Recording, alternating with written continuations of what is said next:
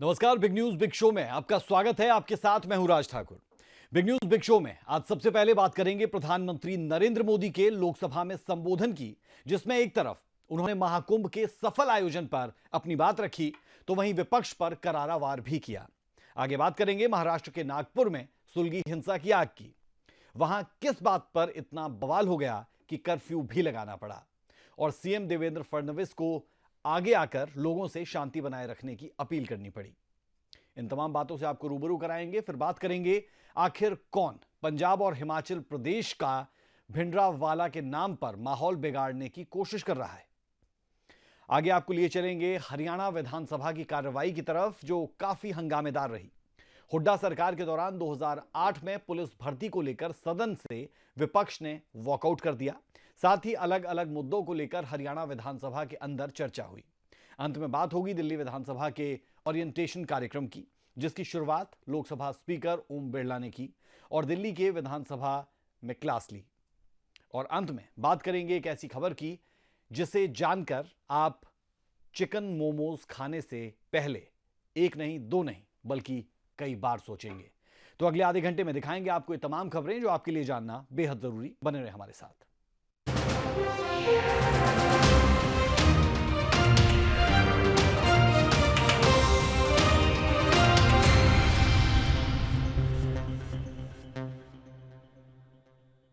प्रधानमंत्री नरेंद्र मोदी ने संसद में महाकुंभ के सफल आयोजन पर अपनी बात कही।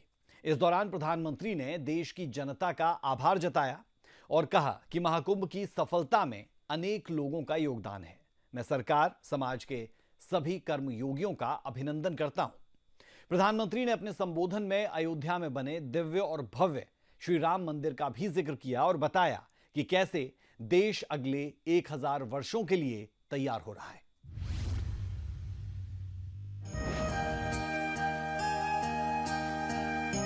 तीर्थ नगरी प्रयागराज में दुनिया के सबसे बड़े धार्मिक, आध्यात्मिक और सांस्कृतिक समागम महाकुंभ का सफल आयोजन पूर्ण हो गया है, जिसमें 66 करोड़ से ज्यादा आस्थावान श्रद्धालुओं ने आस्था की डुबकी लगाई। महाकुंभ के इस आयोजन पर विपक्ष ने कई सवाल भी उठाए, लेकिन श्रद्धालुओं के अटूट विश्वास पर कोई फर्क नहीं पड़ा और 13 जनवरी से शुरू हुआ महाकुंभ 26 फरवरी तक अनवरत चलता रहा और सकुशल संपन्न हुआ। अब बारी थी महाकुंभ के सफल आयोजन के बारे में लोकतंत्र के मंदिर में इसकी जानकारी देने की। लिहाजा प्रधानमंत्री नरेंद्र मोदी ने 18 मार्च यानी मंगलवार को लोकसभा पहुंचे और विस्तार से महाकुंभ के सफल आयोजन पर अपनी बात कही। प्रधानमंत्री नरेंद्र मोदी ने कहा कि मैं प्रयागराज में हुए महाकुंभ पर वक्तव्य देने के लिए उपस्थित हुआ हूँ। आज मैं सदन के माध्यम से देशवासियों को कोटि कोटि नमन करता हूँ, जिनकी वजह से महाकुंभ का सफल आयोजन हुआ। महाकुंभ की सफलता में अनेक लोगों का योगदान है। मैं सरकार, समाज के सभी कर्मयोगियों का अभिनंदन करता हूँ। मैं देश भर के श्रद्धालुओं, उत्तर प्रदेश और विशेष रूप से प्रयागराज की जनता का धन्यवाद करता हूँ। मैं इस सदन के माध्यम से कोटि कोटि देशवासियों को नमन करता हूँ, जिनकी वजह से महाकुंभ का सफल आयोजन हुआ। महाकुंभ की सफलता में अनेक लोगों का योगदान है। मैं सरकार के, समाज के सभी कर्मयोगियों का अभिनंदन करता हूं। हम सब जानते हैं, गंगा जी को धरती पर लाने के लिए एक भगीरथ प्रयास लगा था। वैसा ही महाप्रयास इस महाकुंभ के भव्य आयोजन में भी हमने देखा है। पूरे विश्व ने महाकुंभ के रूप में भारत के विराट स्वरूप के दर्शन किए। महाकुंभ ने उन शंकाओं, आशंकाओं को भी उचित जवाब दिया है जो हमारे सामर्थ्य को लेकर कुछ लोगों के मन में रहती है।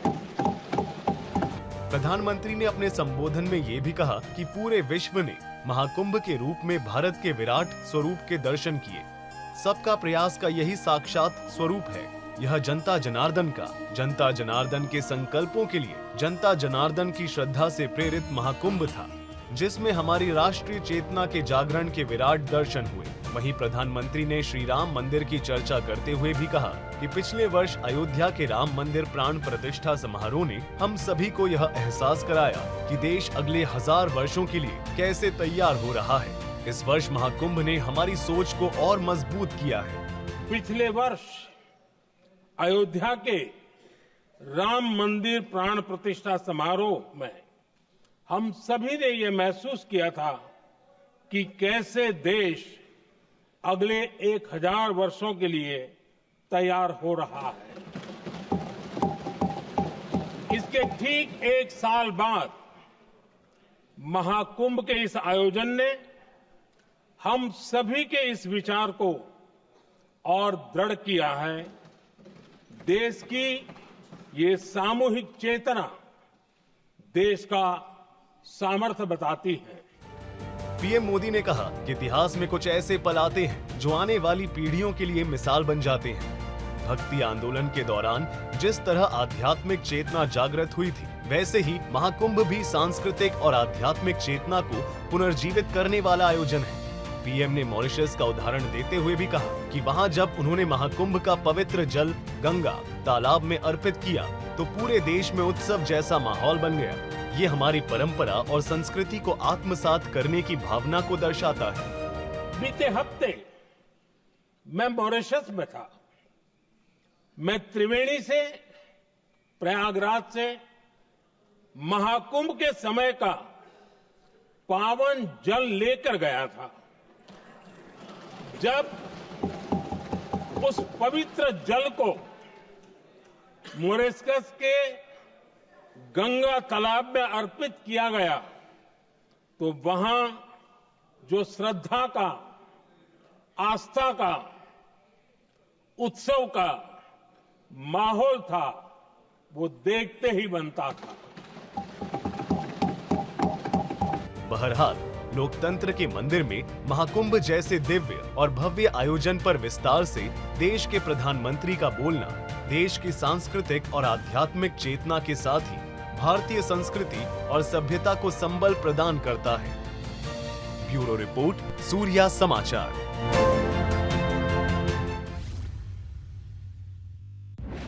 तो सुना आपने पीएम नरेंद्र मोदी को, जो महाकुंभ के सफल आयोजन से गदगद नजर आए। साथ ही प्रधानमंत्री नरेंद्र मोदी ने विपक्ष को भी आईना दिखाने का काम किया। आगे बढ़ेंगे और बात करेंगे महाराष्ट्र की। महाराष्ट्र के नागपुर में औरंगजेब की कब्र को लेकर भारी बवाल देखने को मिला है। यह हिंसा इतनी भड़की कि सैकड़ों की तादाद में सड़क पर निकले दंगाइयों ने गाड़ियों के साथ साथ घरों को भी निशाना बनाया और कुछ जगहों पर तो आग तक लगा दी गई। इस हिंसा को शांत करने के लिए भारी पुलिस बल लगाया गया। जहां स्थिति नियंत्रण में नहीं दिखी, वहां लाठीचार्ज भी करना पड़ा, जिसके बाद महाराष्ट्र के मुख्यमंत्री समेत केंद्रीय नेताओं ने बयान जारी किए। आखिर नागपुर हिंसा की इनसाइड स्टोरी क्या है, जरूर देखना चाहिए।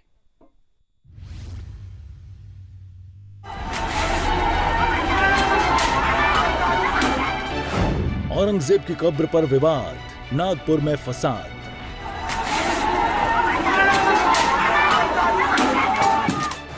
आगजनी, हिंसा और बवाल।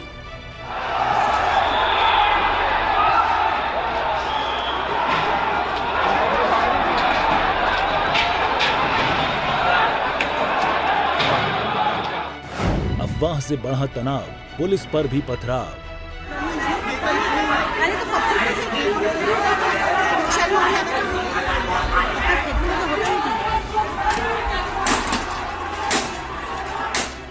ये तस्वीरें देखिए, आगजनी, पत्थरबाजी, तोड़फोड़, हिंसा और बवाल।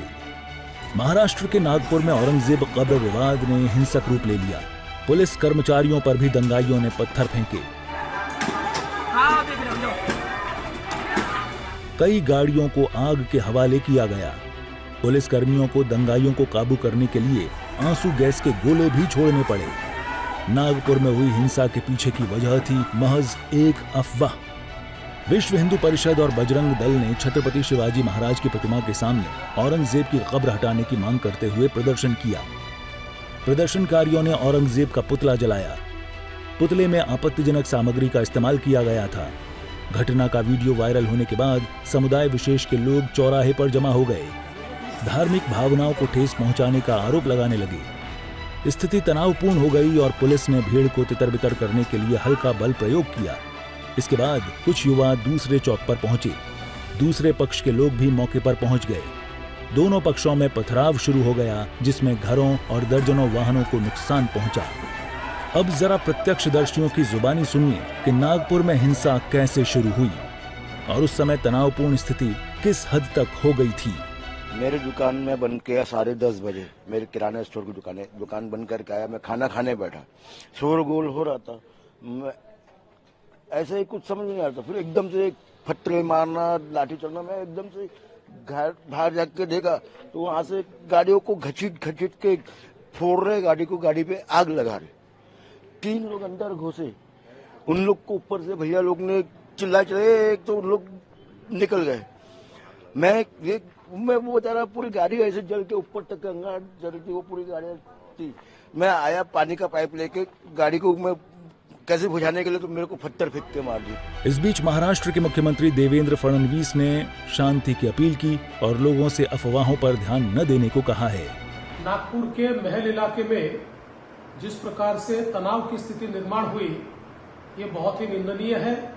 जिस प्रकार से कुछ लोगों ने पत्थरबाजी की है, पुलिस पर भी पत्थर फेंके हैं, ये बिल्कुल गलत है। मैं स्वयं इन सारी घटनाओं पर नजर रखकर हूं। मैंने पुलिस कमिश्नर को ये कहा है कि कानून व्यवस्था बनाने के लिए जो भी कड़े से कड़े कदम उठाने की आवश्यकता हो वो उठाए जाए और शांति को बनाया जाए। अगर कोई दंगा करता है, कोई पुलिस पर पत्थर फेंकता है, कोई समाज में तनाव निर्माण करता है, तो ऐसे सभी लोगों के ऊपर कड़ी से कड़ी कार्रवाई की जाए। नागपुर में हिंसा और बवाल को लेकर अब सियासी पारा भी हाई हो चुका है। अलग अलग प्रतिक्रियाएं भी सामने आ रही हैं। See, government is handling the situation very well, and why this burning, all such things, they should do it. It is not. It is not that because it is BJP led, how many rights have been taken place during the Congress rule. That also they should understand. It is not this party or that party. पूरा तय किया हुआ सभी विषय हुआ था। सुबेरे का एक आंदोलन हुआ, उसके बाद गणेशपेट पुलिस स्टेशन के विषय हुआ और वो शांत हुआ। शाम को अभी मैं यहाँ अभी सुबेरे 6-6:15 बजे आया हूँ। यानी 2 दुकान हिंदुओं के होंगे और उसके बीच में 2 दुकान मुस्लिम के होंगे, तो सिर्फ हिंदुओं के मकान में घुसे, मुस्लिम मतदार को कुछ नहीं हुआ। क्योंकि इस देश में औरंगजेबी सोच तो वैसे भी समाप्त प्राय रही है। ये तो विपक्ष का सुगुफा है कि वो औरंगजेबी सोच को बार बार जीवित करती है, क्योंकि औरंगजेब का जिन्न जैसे जैसे निकालती है वैसे वैसे वो वोट का पोलराइजेशन करती है। जिस प्रकार का कल नागपुर में हुआ है, वायलेंस हुआ, हिंसा हुई है, उसका हम खंडन करते हैं, निंदा भी करते हैं। औरंगजेब भारत में कभी ग्लोरीफाई नहीं हो सकता है। वहीं नागपुर हिंसा मामले में पुलिस भी एक्शन मोड में नजर आ रही है। अब तक 50 से ज्यादा लोग गिरफ्तार किए गए हैं। सीसीटीवी फुटेज के आधार पर दंगाइयों की पहचान जारी है। सिचुएशन पीसफुल है नागपुर शहर में, और हमने कुछ एरियाज में कर्फ्यू लगाया। लगभग 11 जो हमारे पुलिस स्टेशन हैं जो कि मिक्स लोकेलिटीज में है, उसके आसपास हैं, और सिचुएशन अभी कंट्रोल में है और शांतता है। तो इसमें लगभग 50 से ज़्यादा लोगों को हमने इसमें कस्टडी में लिया है।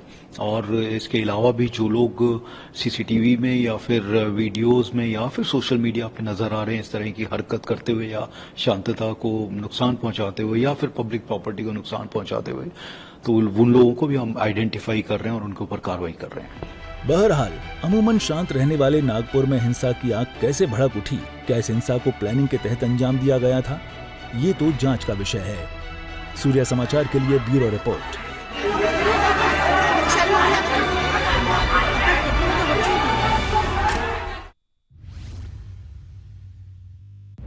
नागपुर में माहौल किस तरह खराब किया जा रहा है, यह आपने देखा, लेकिन इसी तरह से आतंकी भिंडरावाला के नाम पर पंजाब और हिमाचल में माहौल खराब करने की कोशिश की जा रही है। कुछ दिन पहले कुल्लू में भिंडरावाला के समर्थकों ने हुड़दंगबाजी की। हिमाचल के बाद होशियारपुर में दल खालसा की करतूत सामने आई। हिमाचल नंबर की गाड़ी और रोडवेज बसों पर आतंकी भिंडरावाला के पोस्टर लगाए गए। इसी पर पेश है यह रिपोर्ट।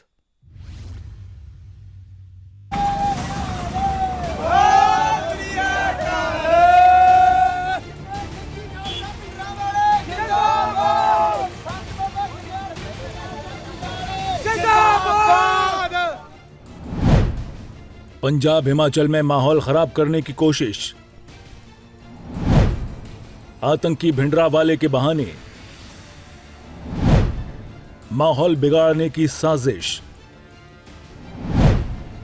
आतंकी समर्थकों की हुड़दंगबाजी।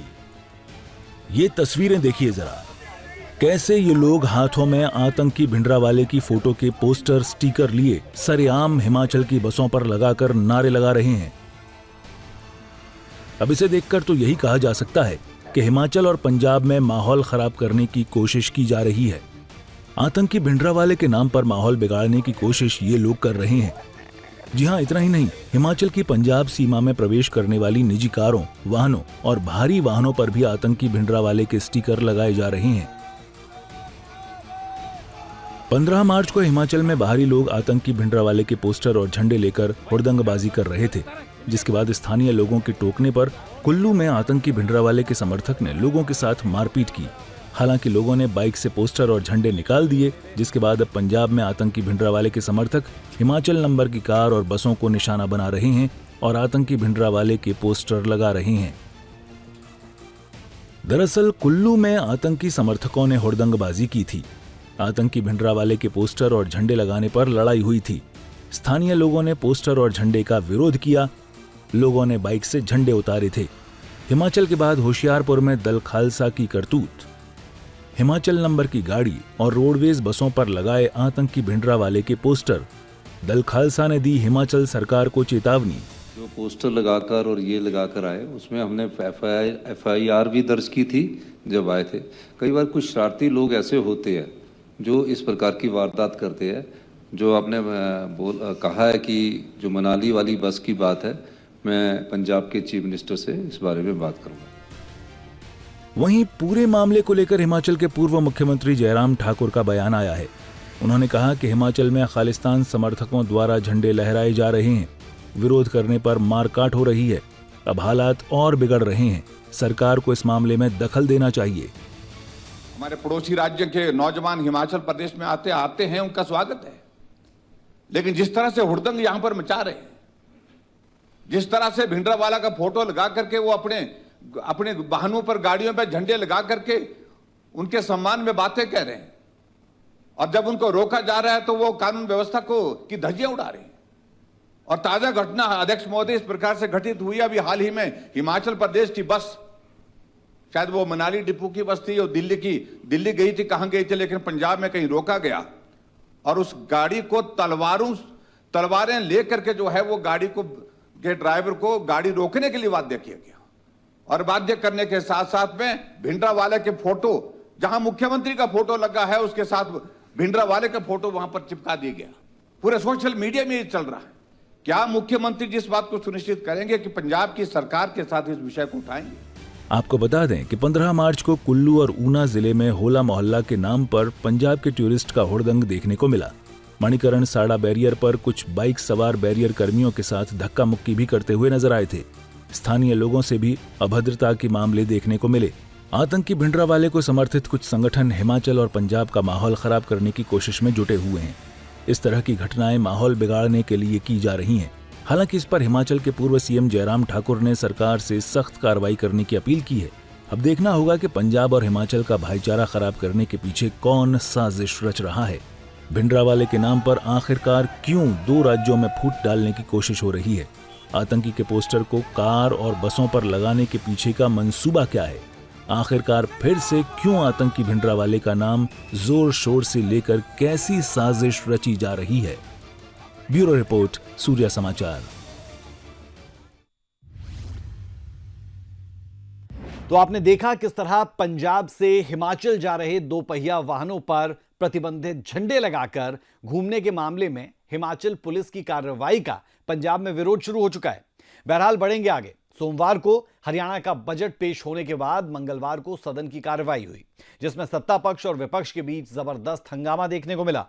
सत्ता पक्ष ने साल 2008 में हुड्डा सरकार में हुई पुलिस भर्ती को लेकर कांग्रेस को घेरा, जिसके बाद सदन में विपक्ष और स्पीकर के बीच तीखी नोकझोंक हुई। यहां तक कि कांग्रेस के विधायकों ने सदन से वॉकआउट तक कर दिया। इसके अलावा कई और मुद्दों को भी सदन के पटल पर रखा गया। इस रिपोर्ट में देखें। हम उसमें रहना है तो ठीक से रहना पड़ेगा, ऐसा नहीं चलेगा। मंगलवार को हरियाणा विधानसभा की कार्रवाई के दौरान खूब हंगामा देखने को मिला। सत्ता पक्ष और विपक्ष के बीच कई मुद्दों को लेकर तीखी नोकझोंक देखने को मिली, तो स्पीकर और विपक्ष के बीच भी बहस हुई। वो टॉलरेट नहीं होगा, नहीं होगा टॉलरेट। नो, बैठो एक बार। यहां तक कि विपक्ष ने विधानसभा से वॉकआउट तक कर दिया। सत्ता पक्ष और विपक्ष के बीच कई मुद्दों पर बहस हुई, लेकिन सबसे ज्यादा माहौल तब गरमाया जब बीजेपी ने पूर्व की हुड्डा सरकार में हुई पुलिस भर्ती को लेकर कांग्रेस को घेर लिया। सदस्यों से निवेदन करता हूं, सीनियरिटी का लिहाज कर रहा हूं। तो ठीक से रहना पड़ेगा, ऐसा नहीं चलेगा। दरअसल 2008 में हुड्डा सरकार के कार्यालय में पुलिस की भर्ती हुई। बीजेपी विधायक ओपी यादव ने कहा, हाई कोर्ट से फैसला आया जिसमें एक टॉपर युवा का चयन पुलिस इंस्पेक्टर की भर्ती में नहीं हुआ, उस पर सवाल खड़े हुए हैं। कांग्रेस विधायकों ने इस पर एतराज जताकर विरोध किया। सीएम ने कहा, कोर्ट का इस मामले में जो फैसला आया है युवाओं का भविष्य से जुड़ा फैसला है। सीएम ने कहा, कोर्ट ने कहा है टॉपर बच्चे के एग्जाम में फ्लूइड लगाया गया है, उसके भविष्य को खराब किया। आज पूरे प्रदेश के अंदर इस बात की एक मजाक उड़ रही है। हम यहाँ जो कार्रवाई करते हैं उसको लाखों जनता देखती है। 2008 का विषय है, आज के अखबार के अंदर आया हुआ है, जिसके अंदर 20 इंस्पेक्टर भर्ती किए गए थे और जो बच्चा टॉप में था उस बच्चे का सिलेक्शन नहीं हुआ। वो बच्चा कोर्ट में गया, कल उसका फैसला आया और उस फैसले में माननीय हाई कोर्ट ने कहा है कि किस प्रकार से फ्लूइड का इस्तेमाल करके जो होनहार बच्चे थे टॉप में थे उनको रखा गया। और उस समय तत्कालीन कांग्रेस गवर्नमेंट थी, माननीय हुड्डा साहब मुख्यमंत्री थे। एक बच्चा माननीय हुड्डा साहब का भतीजा मुख्यमंत्री जी का। इस तरह से मिर्ची लग गई। अरे अखबार दिखाते हो बार बार, आज अखबार क्यों नहीं लेके आए आप? जिस अखबार को आप लोग तथ्य बना के सदन में पेश करते हो, आज का अखबार क्यों नहीं लेके आए? आज क्यों नहीं दिखा रहे हो अखबार कि देखो सभी कारनामे? ठीक है, सभी सदस्य बैठेंगे, सभी सदस्य बैठेंगे। पढ़े लिखे नौजवानों के नहीं, ये पेपर नहीं है, सभी बैठेंगे। आज आप अखबार क्यों मंत्री जी, महिपाल लाडा जी, कोई भी ये ऐसे अखबार या इसका वो नहीं दिखाएगा। नहीं, कोई भी नहीं दिखाएगा इसको।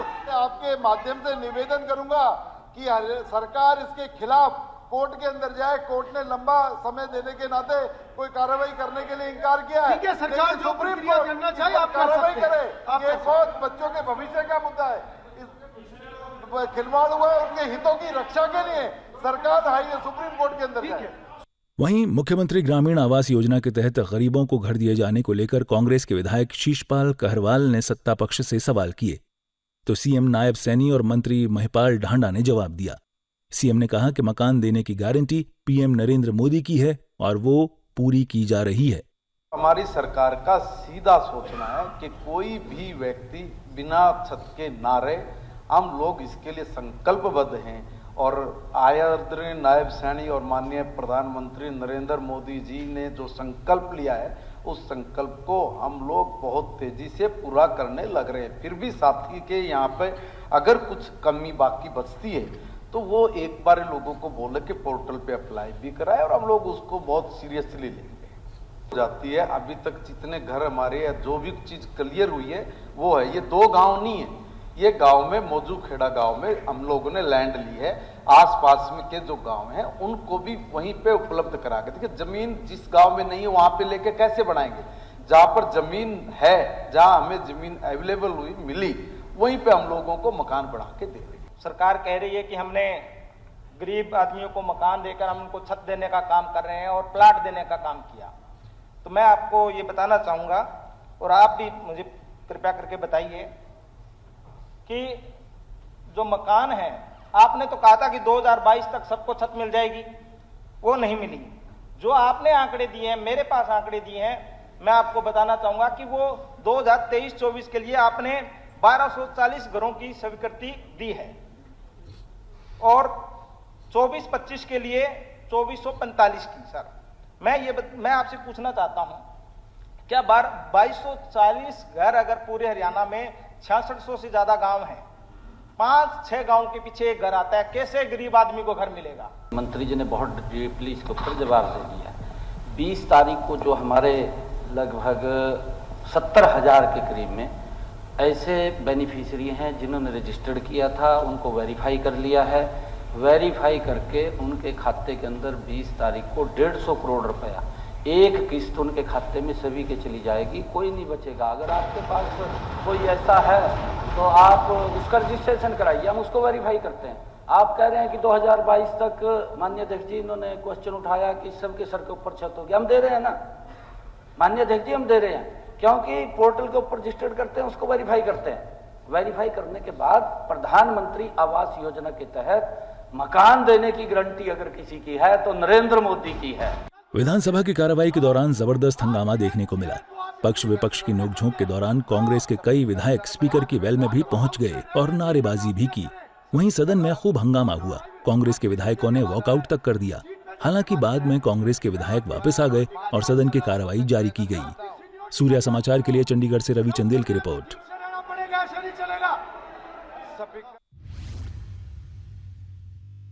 दिल्ली की 70 सदस्यीय विधानसभा में बीजेपी के 48 और आम आदमी पार्टी के 22 विधायक हैं। इन्हीं विधायकों को संसदीय प्रक्रिया में दक्ष बनाने के लिए दिल्ली विधानसभा में 2 दिनों के लिए ओरिएंटेशन कार्यक्रम हुआ, जिसका उद्घाटन लोकसभा अध्यक्ष ओम बिरला ने किया। उन्होंने विधायकों को विस्तार से ट्रेनिंग दी। लोकसभा अध्यक्ष ओम बिरला ने मंगलवार को दिल्ली विधानसभा को मॉडल विधानसभा के रूप में विकसित करने का आह्वान किया। इस दौरान दिल्ली सीएम रेखा गुप्ता भी मौजूद रहीं।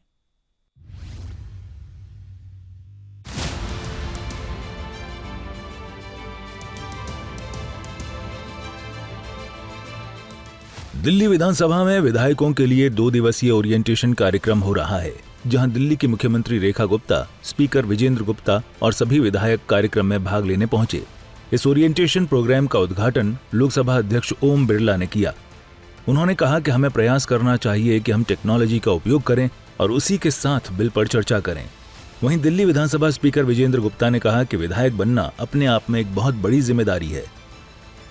इसलिए हमें प्रयास करना चाहिए कि हम टेक्नोलॉजी का उपयोग करें और उसी के साथ जब विधेयक पर चर्चा हो, दिल्ली के महत्वपूर्ण मुद्दों पर चर्चा हो, तो हमें लेजिस्लेटिव ड्राफ्टिंग का भी अनुभव होना चाहिए।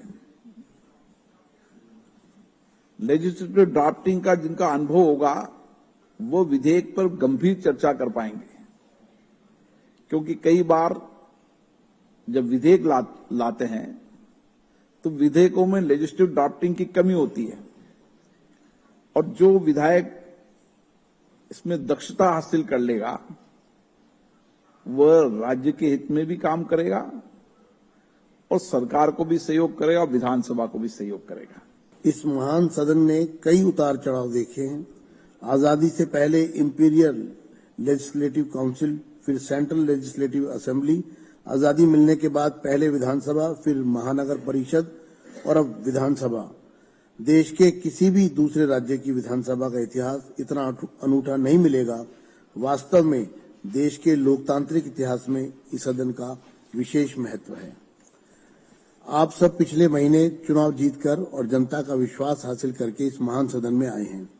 विधायक बनना अपने आप में बहुत बड़ी जिम्मेदारी है। आप जनता के प्रतिनिधि हैं, जनता के सेवक भी हैं।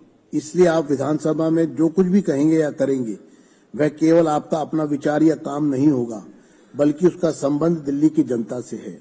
आपकी व्यक्तिगत पहचान अब पीछे रह गई है और उससे आगे अब आपकी सार्वजनिक छवि है। 2 दिन के ओरिएंटेशन प्रोग्राम के मुख्य सत्र में विधायी प्रक्रिया और कानून निर्माण, संसदीय आचार संहिता और नैतिक शासन, सुशासन और नीति निर्माण की बारीकियां, विधानसभा में सार्थक बहस की तकनीक जैसे विषय शामिल हैं। बहरहाल ये ओरिएंटेशन कार्यक्रम नवनिर्वाचित विधायकों के लिए सीखने का महत्वपूर्ण अवसर होगा। इसका उद्देश्य विधायकों को संसदीय प्रक्रिया, नियम, कायदों और सुशासन के सिद्धांतों की विस्तृत जानकारी देना है। दिल्ली विधानसभा का ये प्रयास लोकतांत्रिक व्यवस्था को मजबूत करने की दिशा में बेहतरीन कदम है। सूर्या समाचार के लिए दिल्ली से विनय सिंह की रिपोर्ट।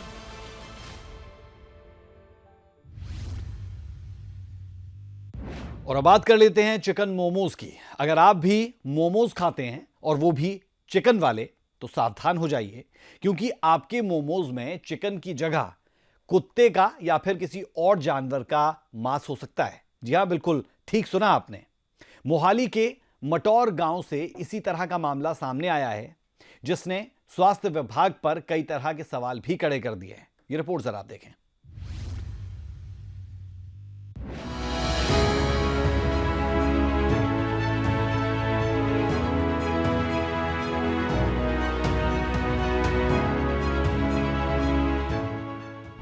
क्या आप भी चिकन मोमोज खाने के शौकीन हैं? तो हो जाइए सावधान। चिकन मोमोज की जगह परोसा जा रहा है जानवर का मांस। जी हां, सही सुना आपने। मोमोज में जानवर के मांस का इस्तेमाल हो रहा है। सड़क किनारे मिलने वाले मोमोज और स्प्रिंग रोल को लोग खूब खाना पसंद करते हैं। लोग सड़क किनारे मिलने वाले स्ट्रीट फूड को खूब शौक से खाते हैं, लेकिन लोगों को इस शानदार और स्वादिष्ट दिखने वाली स्ट्रीट फूड की असली सच्चाई नहीं पता है। तस्वीरों में आप साफ तौर पर देख सकते हैं कि किस तरह से गंदे तेल में खानों को तला जा रहा है। आप ये भी देख सकते हैं कि किस हाल में मोमोज में इस्तेमाल होने वाली सब्जियां खुलेआम जमीन पर पड़ी हुई हैं। इस गंदे हाल में बना मोमोज शरीर के लिए कितना हानिकारक है, इसका अंदाजा आप तस्वीरों में देखकर लगा सकते हैं। यह मामला है मोहाली के मटौर गांव का, जहां गंदगी के बीच बनाए जा रहे मोमोज में चिकन के नाम पर जानवरों का मांस परोसे जाने का सनसनीखेज मामला सामने आया है। ये तस्वीरें देखकर आप दंग रह जाएंगे। ਕੱਲ ਹੀ ਸਾਨੂੰ ਫੋਨ ਆਇਆ ਸੀਗਾ, ਇੱਕ ਇੱਥੇ ਮੋਮੋਜ਼ ਤੇ ਸਪਰਿੰਗ ਰੋਲ ਵਾਲੀ ਕੋਈ ਫੈਕਟਰੀ ਸੀਗੀ। ਉਹ ਨਾਲ ਸਾਡੇ ਹੈਲਥ ਵਾਲੇ ਸੀਗੇ, ਸਿਵਲ ਹਸਪੀਟਲ ਵਾਲੇ, ਆਪਣੇ ਰਾਜਵੀਰ ਕੌਰ, ਡਾਕਟਰ FSO ਰਾਜਵੀਰ ਕੌਰ, ਤੇ ਨਾਲ ਉਹਨਾਂ ਦੀ ਟੀਮ ਸੀਗੀ। ਤੇ ਉਹ ਉੱਥੇ ਅਸੀਂ ਦੇਖਿਆ ਕਿ ਕਾਫੀ ਮਤਲਬ ਕਿ ਜਿਹੜਾ ਵੈਜੀਟੇਬਲ ਗੋਭੀ ਯੂਜ਼ ਕੀਤੀ ਜਾ ਰਹੀ ਹੈ, ਬੰਦ ਗੋਭੀ, ਅਤੇ ਨਾਲ ਹੀ ਜਿਹੜੇ ਉਹਦੇ ਮੋਮੋਜ਼ ਜਿਹੜੇ ਬਣੇ ਹੋਏ ਸੀਗੇ, ਉਹ ਬੜੀ ਬਦਬੂ ਆ ਰਹੀ ਸੀਗੀ। ਤੇ ਉਹ ਮੌਕੇ ਦੇ ਉੱਤੇ ਉਹਨੂੰ ਅਸੀਂ ਨੇ ਜਦੋਂ ਦੇਖਿਆ ਤੇ ਇਹਨਾਂ ਨੇ ਕਿਹਾ ਤੇ ਅਸੀਂ ਉਹਦੇ ਆਪਣੀ ਟੀਮ ਬੁਲਾ ਕੇ ਸੈਂਟਰੀ ਬ੍ਰਾਂਚ ਵਾਲੀ ਤੇ ਉਹਨੂੰ ਅਸੀਂ ਨੇ ਚੱਕ ਕੇ ਡਿਸਟਰੋਏ ਕੀਤਾ, ਉਹਨੂੰ ਡਿਸਕਾਰਡ ਕਰ ਦਿੱਤਾ ਗਿਆ। ਤੇ ਉਸ ਤੋਂ ਬਾਅਦ ਅੱਜ ਫੇਰ ਟੀਮ ਆਈ। ਅੱਜ ਇਹਨਾਂ ਨੇ ਚਿਕਨ ਦੀਆਂ ਦੁਕਾਨਾਂ ਚੈੱਕ ਕੀਤੀਆਂ, ਜਿਹਦੇ ਵਿੱਚ ਰਾਜ ਚਿਕਨ ਨੂੰ ਮਤਲਬ ਕਿ ਅਸੀਂ ਨੇ ਦੇਖਿਆ ਤਾਂ ਉੱਥੇ ਸਲਾਟਰਿੰਗ ਹੋ ਰਹੀ ਸੀਗੀ, ਕੱਟਿਆ ਜਾ ਰਿਹਾ ਸੀ, ਜਿਹਦਾ ਕਿ 50 ਕਿਲੋ ਦੇ ਕਰੀਬ ਅਸੀਂ ਮਤਲਬ ਕਿ ਚੱਕ ਕੇ ਉਹਨੂੰ ਲੈ ਲਿਆ, नमक पा के ਉਹਦਾ ले लिया। इस घटना के बाद आप सड़क किनारे मिलने वाले मोमोज को शायद नहीं खा पाएंगे। वहीं इस मामले में स्वास्थ्य विभाग की लापरवाही पर कई सवाल भी खड़े हो गए हैं। इस मामले के उजागर होने के बाद नगर निगम ने इलाके में बड़ी कार्रवाई की और चिकन की दुकानों पर छापेमारी की। जांच के दौरान करीब 50 किलो खराब चिकन जब्त कर नष्ट कर दिया गया है। तो जब भी आप सड़क किनारे मोमोज की दुकान पर मोमोज खाने जाएं, तो सावधानी जरूर रखें। ब्यूरो रिपोर्ट, सूर्या समाचार।